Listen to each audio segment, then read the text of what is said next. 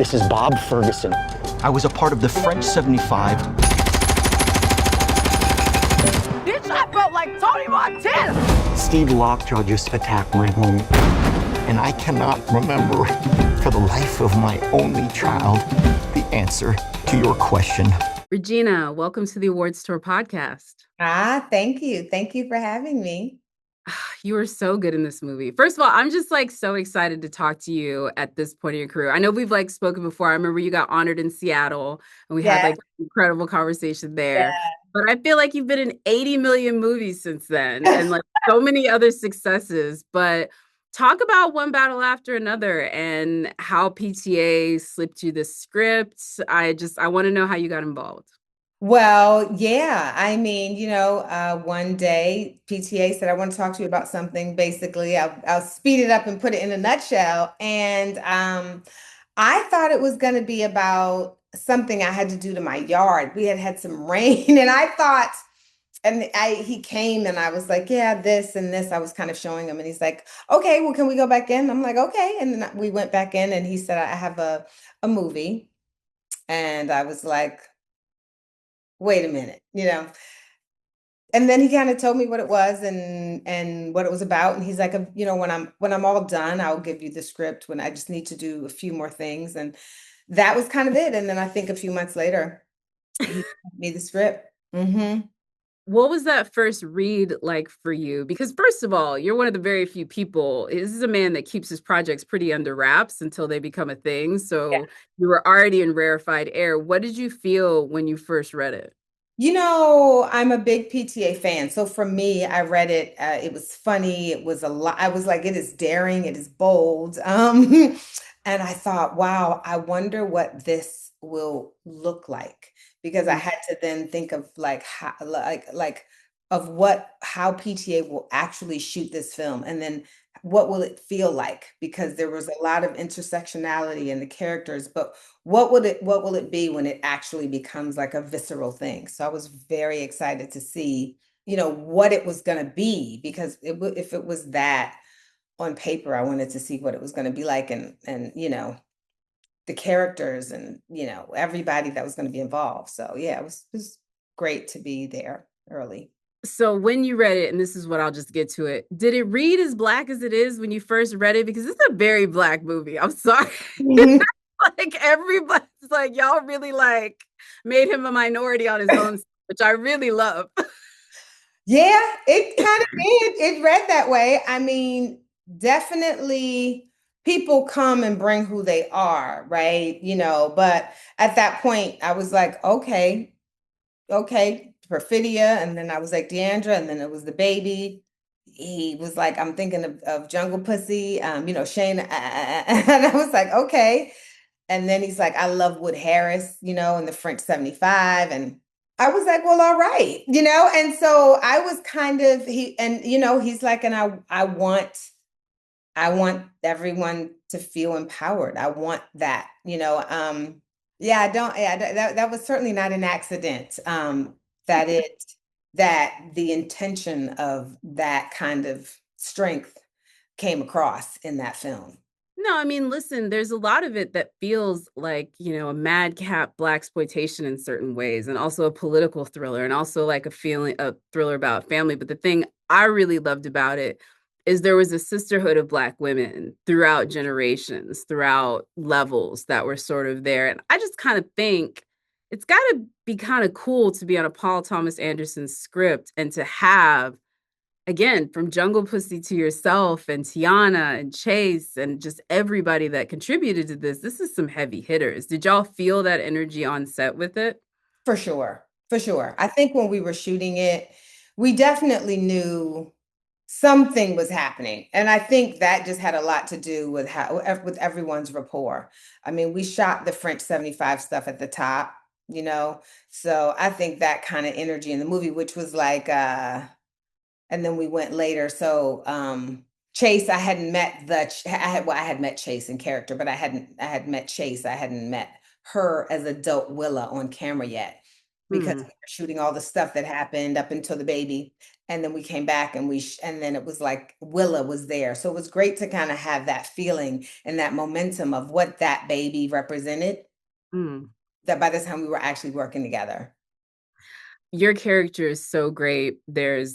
I don't want to give too much away for folks that haven't seen it, but it's done quite well. So a lot of folks have. So we can talk a little bit about it. But she's a member of this radical, I wouldn't even say radical, this progressive group that is fighting for equality. They're fighting against the injustices of our day. Five. Yeah, 75, exactly.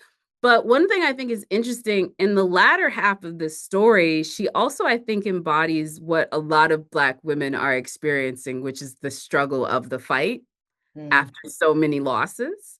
And I mhm. think she really, like, when you get into that car in that scene and you just sigh, I was like, that is like the sigh of every Black woman in 2025. That is the sigh of, I am so tired. Talk Yeah. about that scene in that day, because that's the one that I'm like, when you see what Regina's doing in this movie, you see it right there. That's just such a silent moment, that car ride. Yeah, that sigh was, it was the realization of the end. It was the exhaustion of the fight. It was what now? It was that it was a what has happened, what will happen, what is happening. It was all those things. And I think, one of the and she's such a tremendous actress, April Grace, who played Sister Rochelle, and she had more in the film, but she actually, in the conversation, you realize that they were in the fight together.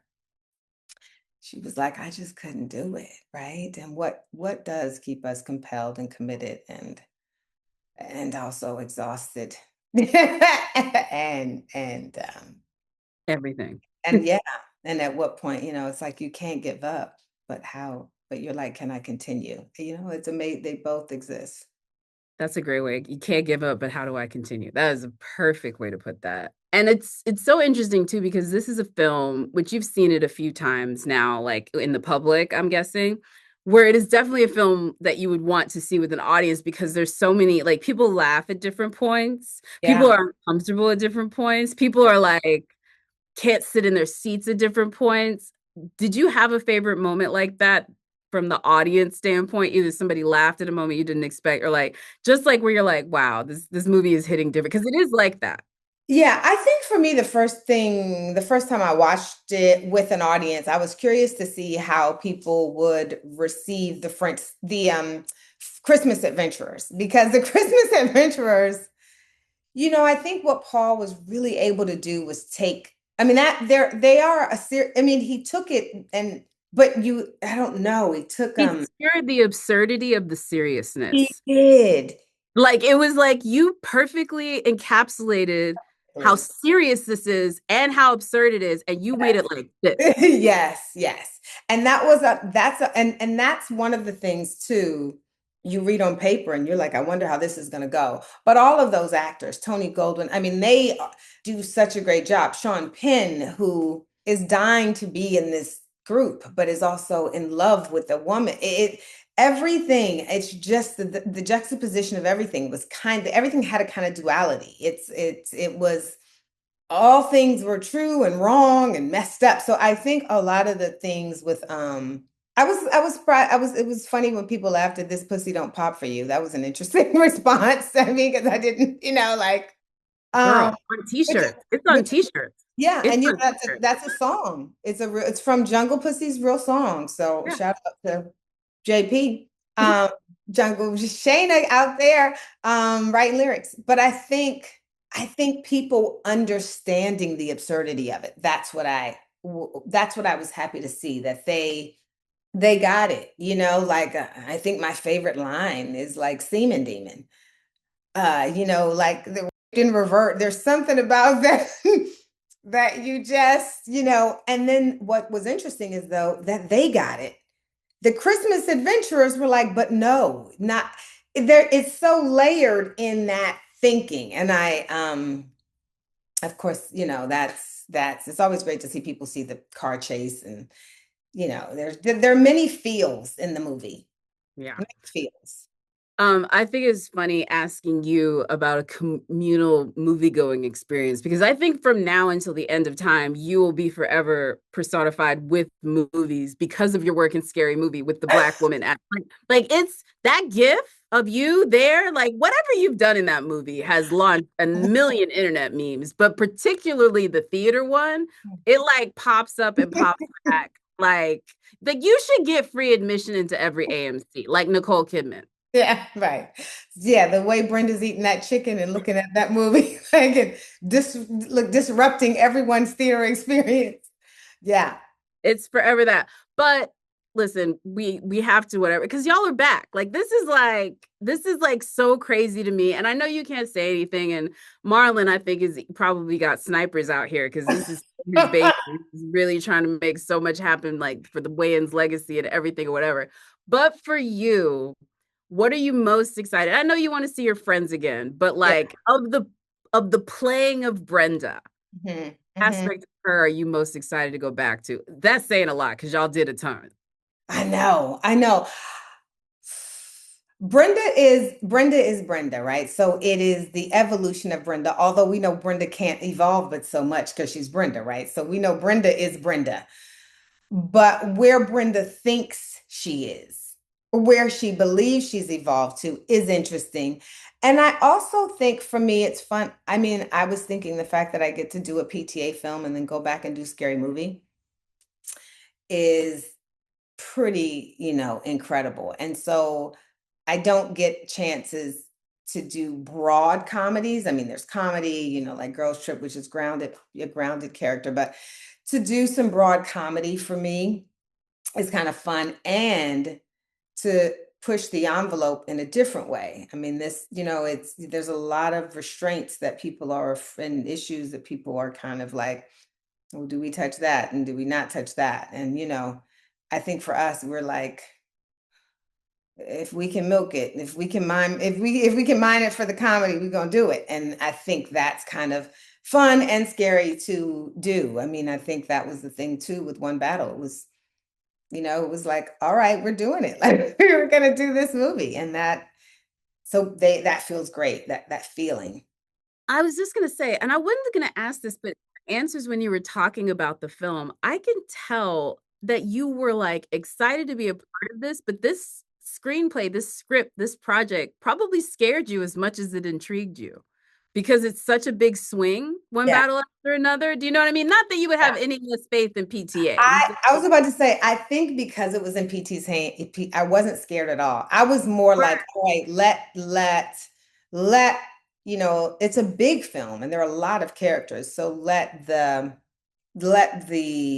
strength and the vulnerability of Deandra live, right? Because we exist with both. I mean, we do, but it doesn't mean we do without feeling, right? We do both. And so I think in terms of the film as a whole, I was excited to be like, we're gonna like we're doing it. Like this is, it was exciting. Now probably as it moves closer, it's like, is everything gonna be all right? And um but I think, that's why we get into filmmaking, right? And it's and a lot of time, and I think especially in a time where there've been so many remakes and so many things, I think just kind of an original perspective. Interestingly enough, I will say this, the film was made before this moment. Mhm. And yet this isn't a new moment, right? We know historically this isn't a new moment. A moment may look a little different, it may shade a little different, but it's not a new moment. But this film was written, I think Paul started thinking about this 20 years ago. He wrote it, would go back, come back and forth. This moment was definitely, so it feels like like divine timing for this film. Wow. And the one thing I felt was that it had the right balance of entertainment because just an entertaining film. Absolutely. And yet what is still what is. That also can't be denied in the film. I don't think I don't think his intention was to give this person a message, or it is like, well, this is what it is. this is what it is. He's And very big about that. Like if you try to talk to him about other meanings in his movies, he's just like, no, it's the movie. it's the movie. And that was the movie. And that's and yet you walk away with it with so many thoughts and so many parallels and so many things that you're like, wow, but it's also interesting the timing because it's like I don't know that this is what we were thinking would be in existence when that movie was made because it wasn't happening Yet. Yeah. yet. Or again, as to your Yeah. point. Again. Wow.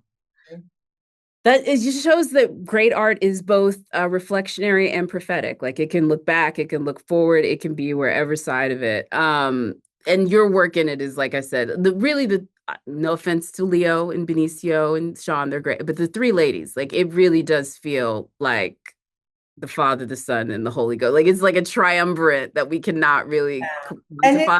Seeing that, great because all three ladies are so distinct, right. as well as the men are. You know what I mean? I mean, I think he took those six characters and Lockjaw is like, and Yeah.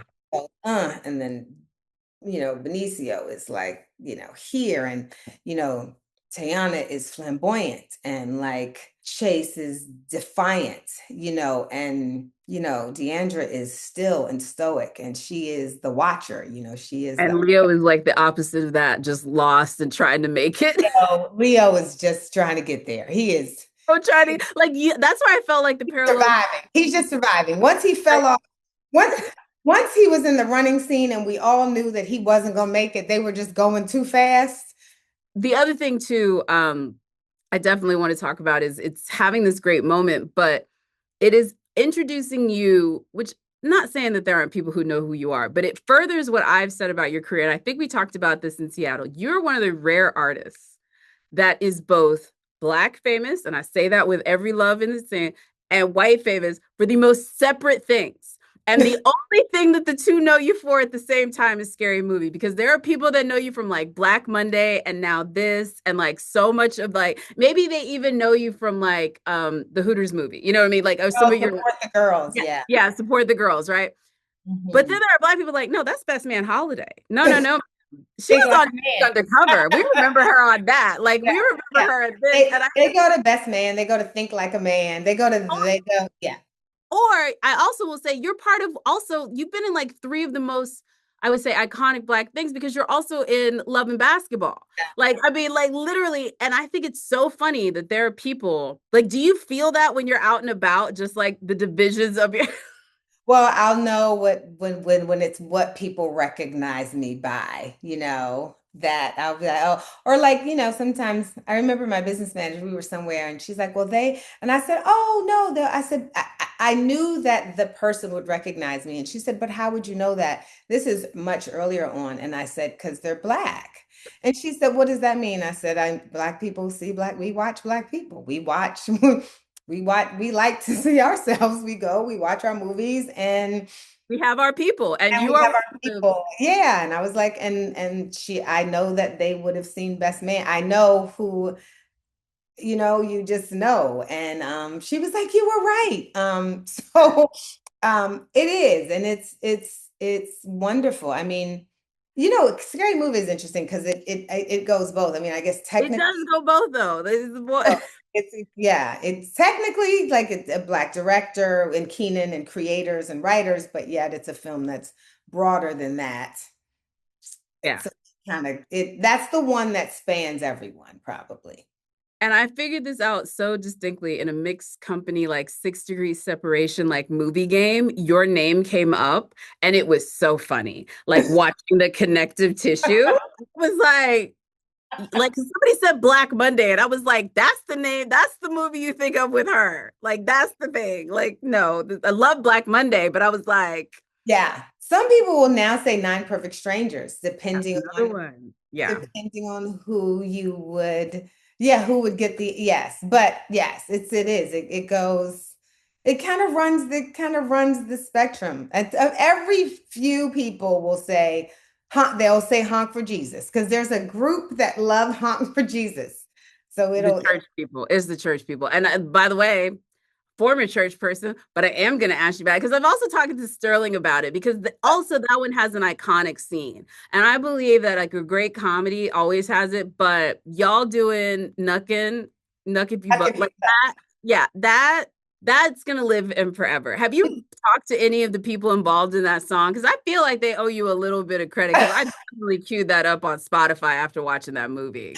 No, but you know what? I remember because I don't everyone knows that Sterling and I didn't know it, but I remember really grasping and understanding what that song meant to people. And I was like, so we really got to get it. We can't, I was like, we got to do it. But we had so much fun filming it because then I got my verse, he had his verse. I was like, now we the pastor and his wife, and we've gone too far, but we loved it. It was so much fun. But no, I haven't talked. I should talk to them and be like, did I do I all mean, I feel that you should. That is my personal opinion because that blew up after that. Like, really, I think even people that obviously didn't know about it like got into it, and it's. I think it's indicative of your filmography because that was like a smaller independent movie, but it still like had this like incredible reach. And I was looking at your upcoming projects, and I was like, this woman is not real, because when you just look at what you have coming up, I'm like, this is not real. So there's Girls Trip 2, which like every Black woman is like completely obsessed with and just can't wait for. But then you're also in this movie that I'm not gonna lie to you, some people thought it was a joke. Three Bags Full, Yeah. cheap movie. Please tell me about this because when that played I know it's a broad I don't even know what it is, but So everyone is it is intrigued by it is a live action kind of film, and it's about these sheep that figure out a crime, and they're sheep detectives. And so I play Cloud, one of the sheeps. Or one of the sheep. So it's my voice, but not physically me, but it's the cutest movie. everyone and their mother is like intrigued by this, by the way, because they didn't put a lot out with it. They're just like, it's Hugh Jackman and sheep. Three Bags Full. It's true.